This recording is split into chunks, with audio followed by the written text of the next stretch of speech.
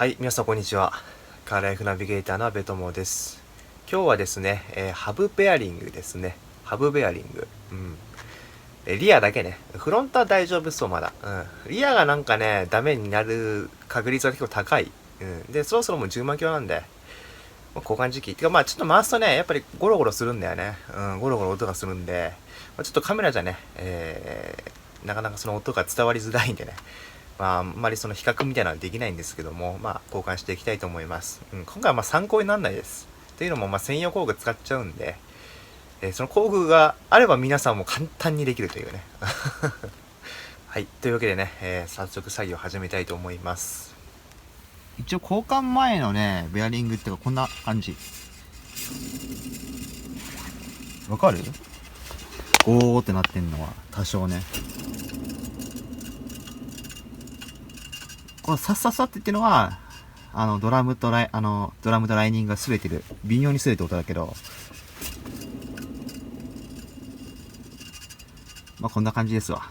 はい。はい。ドラムを裏返しますとね、ここにスナップリングがあるんで、これを外していきます。もうね、この貧弱なね、スナップリングプライヤーしかないからね、ちょっと苦手なんだよね、これね。そもそも苦手なんだけどね。ダメだね。工具のせいにしちゃダメだね。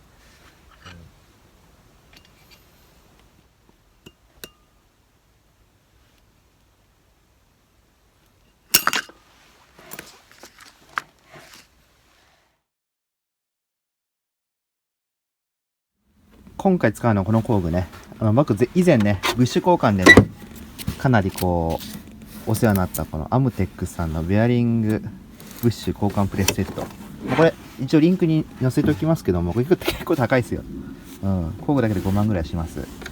で、この中からですね、このベアリングの、ここの部分とね、ちょうど合うものを探す。まずこれがね、ここに使うもの、スリーブに決定して、なおかつ、ここのベアリングのこの、外の部分ね、ベアリングじゃないね、この、ベアリングが入る、ここの外周にぴったり合うもの。それをここから選びまして、どれかなと。これよしでかいよな。こんなもんか。ね。あんまりここのね、これ ABS のセンサーかな。ここをダメージ受けないようにね。だからこのドラムの金属の部分にぴったり合うものね。ただこれね、あれですよ。塩ビパイプでも、できるよ。こういうの、自分に合うやつを買ってきてさ、こういう筒を買ってきて、これに合うものをね。そういうので外していきますね。これが一番最適かな。ね、ベアリングよりちっちゃいと抜けてこないし、かといってでかすぎてもね、ダメだしっていう。これとこれだね。これとこれに決定します。はい。で、一応潤滑剤吹いた方がいいな。ベアリングが取りやすいようにね。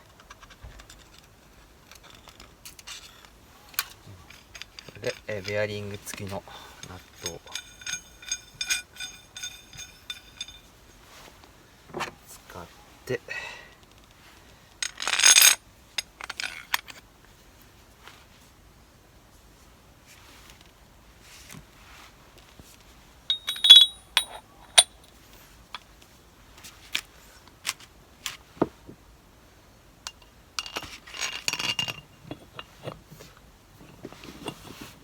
挟み込む感じっていうのかな。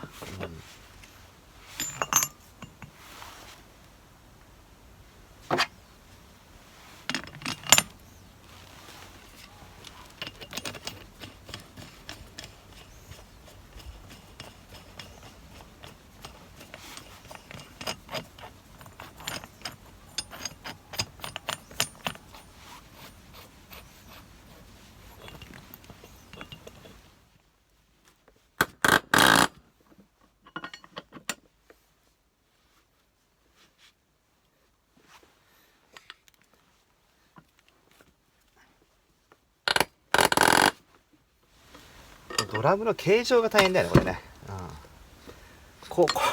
安定しないからね、なんかね、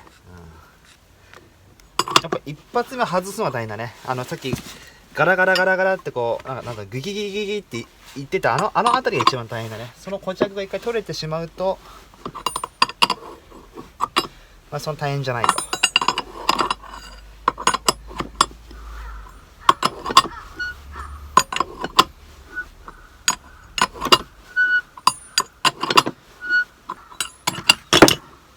取れた。見事に取れましたね。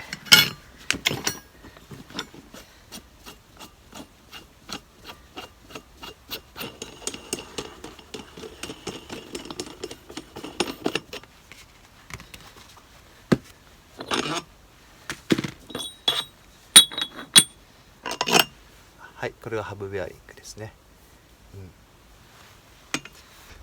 で、これからつけるベアリングね。これも社外。紅葉。まあ有名だよね。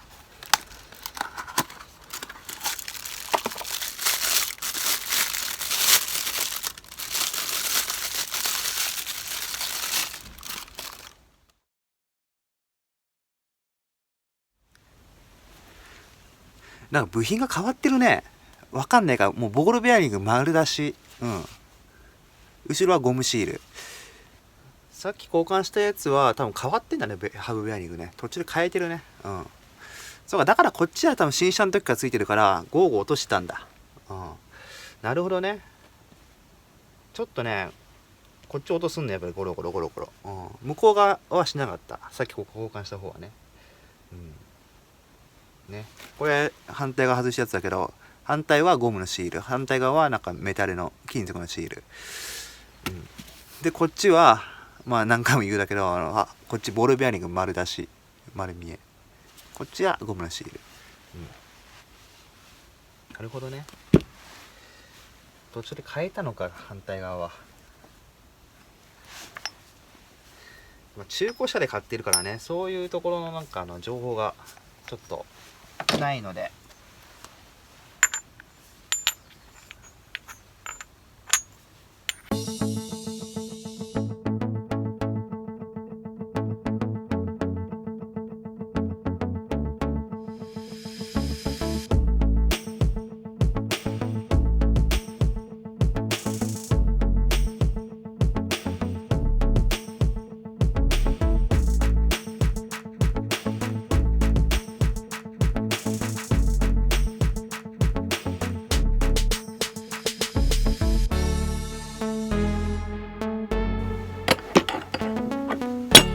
よし、取れました。取れましたよ。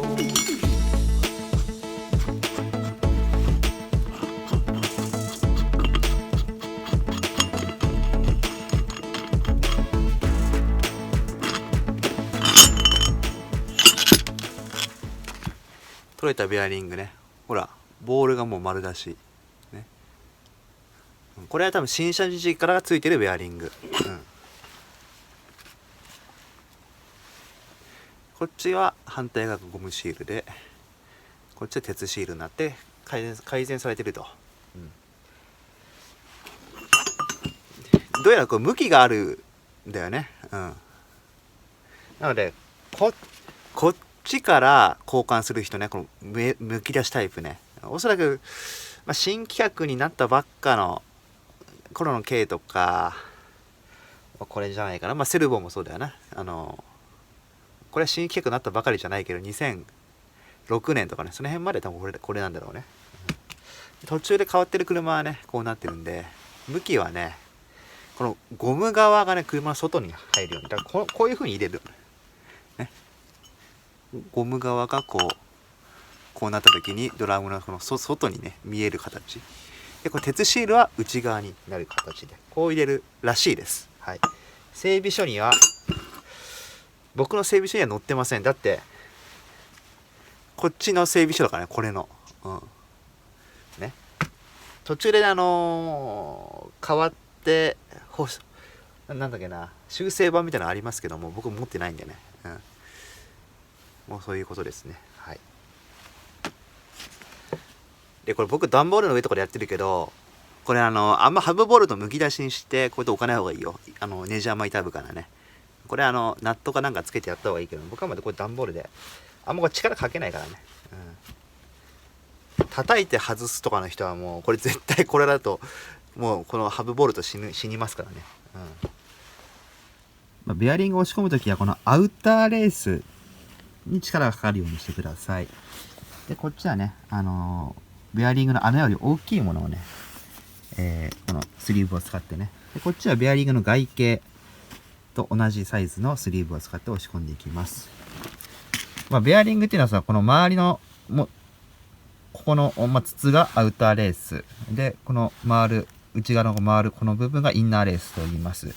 でこっちで押しちゃうとね、ベアリングに負荷がこうかかっちゃうのね。だってここでこうボールを保持しているものがさ、内側押したらボールごとこうね押し込まれて変な力がかかってベアリングが壊れるってことがあるんで、外を押す分にはね、何の影響もないので、外を押してベアリングを入れると。なのでこれも外側のアウターレースと同じサイズのこいつをね使って、やっていきます。自分でご自身でジグを作る場合はさ、だからこういう古いベアリングをぶっ壊してね、古いベアリングのアウターレースをジグにしてさ、でこれでこれを使って押し込むっていう手もありますね。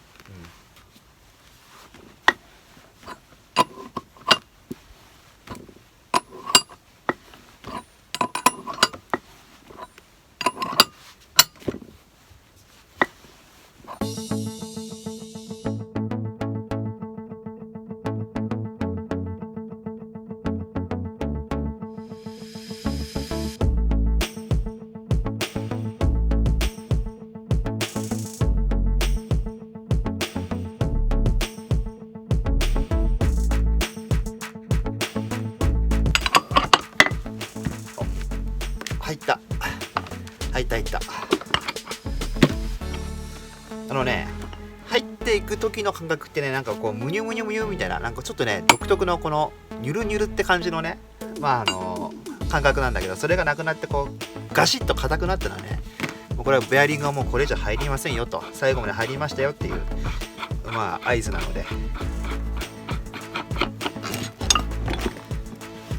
い入りましたね。新品のスナップリング、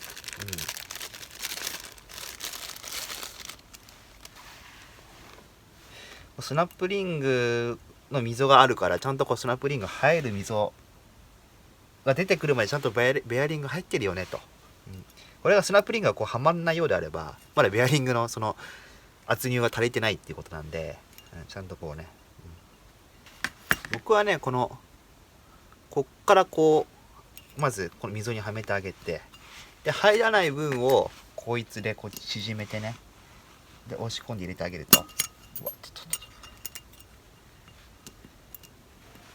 押し込んで入れてあげると、よ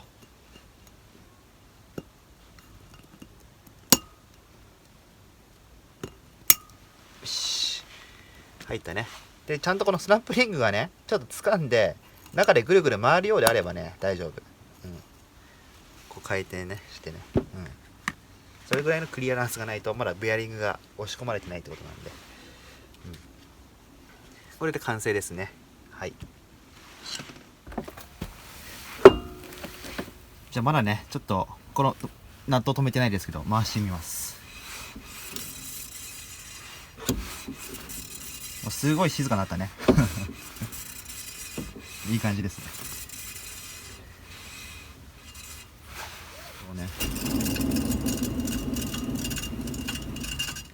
はい、というわけでねリアハブベアリングですね、交換終わりました。簡単だよね。